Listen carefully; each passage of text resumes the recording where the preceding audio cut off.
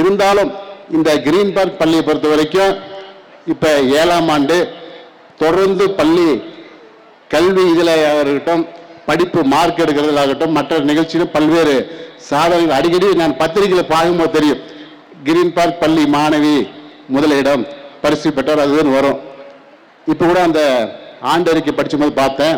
இன்னும் நம்ம முனிரத்னம் அவர்கள் இந்த பள்ளியினுடைய கல்வி தரம், மாணவர்கள் பெற்றோர் அப்பா அம்மா என்ன நினைக்கிறாங்கன்னா, நம்ம பையன் பொண்ணு இங்கே படிக்கிறாங்க, நிறைய மார்க் எடுக்கணும்.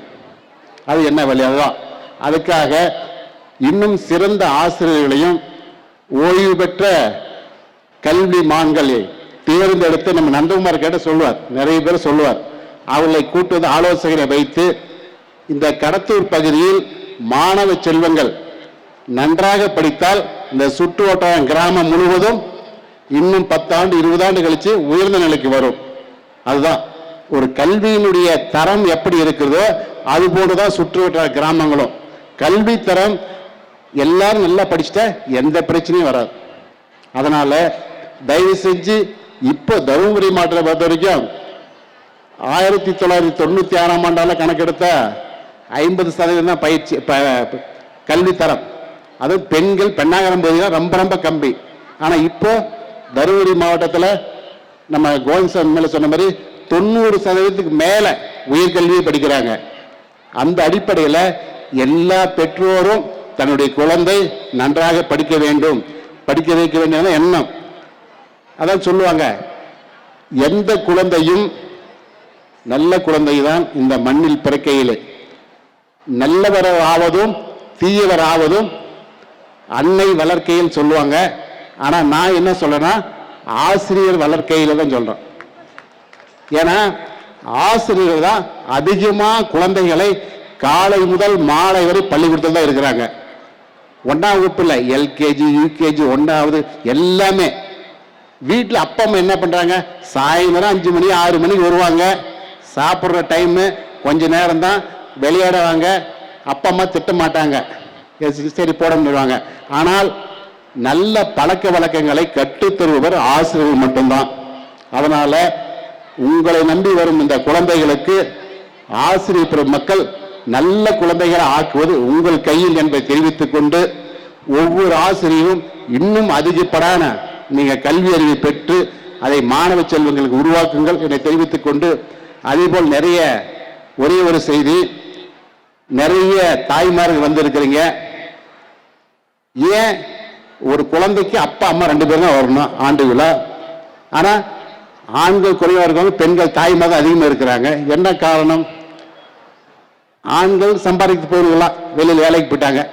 அதனால குடும்பத்தை கட்டி காத்து குழந்தைகளை படிக்க வைக்கிறது மற்ற எல்லாத்தையும் பார்த்துக்கிறது ஒரு யாரு? தாய்மார்கள் தான்.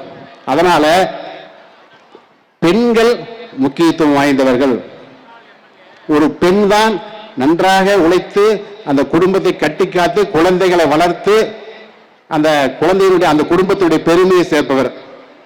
பெண்களுக்கு உண்மையிலேயே நல்ல அறிவு உள்ளவர்கள். ஆனால் நம்ம கிராம பகுதியில் ஒரு பெண் குழந்தை பிறந்தாலே பொட்டப்புள்ள பிறந்திருக்குன்னு சொல்றாங்க. அதானே? பெண்களுக்கு முக்கியத்துவம் கொடுங்க. இப்ப இங்க மேடையில் எல்லாமே ஆண்கள். இது ஒரு அரசு நிகழ்ச்சி. நான் ஒரு 2 மாசத்துக்கு முன்னாடி தருமபுரி கலெக்டரேட்ல ஒரு நிகழ்ச்சியில நான் மட்டும்தான் எம்எல்ஏ மட்டும்தான் ஆண், மற்றவங்க எல்லாம் பெண்கள் தான். தருமபுரி கலெக்டர் சாந்தி இருக்கும்போது எல்லா அதிகாரி பெண்கள், நான் மட்டும் தான் ஆண் உட்கார்ந்து இருக்கிறேன். அப்படின்னா அந்த நிர்வாகத்திறன் படித்து வேலைக்கு வந்தவர்கள் அதிகமான பேர் பெண்கள். இந்த மாவட்டத்தையும் மாநிலத்தையும் ஆட்சி செய்பவர்கள் பெண்கள், நிறைய திறமை உள்ளவர்கள் இருக்கிறாங்க. அதனால உண்மையிலேயே பெண் குழந்தைகள் நல்ல அறிவு உள்ளவர்கள், நன்றாக படிக்க வையுங்கள். ஆனால் நாம் என்ன பண்றது, அது பொட்ட பிள்ளை தானே, எங்கே கல்யாணம் பண்ணி கொடுக்குறேங்க விட்றா, பசங்களை மட்டும் ரொம்ப படிக்க வைக்குவாங்க. ஆனால் அப்படி படிக்க வைக்கும் பையன் நல்ல வேலைக்கு போயிட்டு நம்ம கோவிந்தசாமி எம்எல்ஏ சொன்ன மாதிரி அப்பா அம்மாவை முதியோர் இல்லத்தில் சேர்த்துட்டு ஜாலியாக இருக்குவோம். ஆனால் ஒரு பெண் குழந்தை தன் கணவனோட சண்டை போட்டாலும் தன்னை பெற்ற அப்பா அம்மாவை முதியோர் அதில் சேர்த்த மாட்டாங்க, அவங்க சாப்பாடு போடுவாங்க. அதுதான்.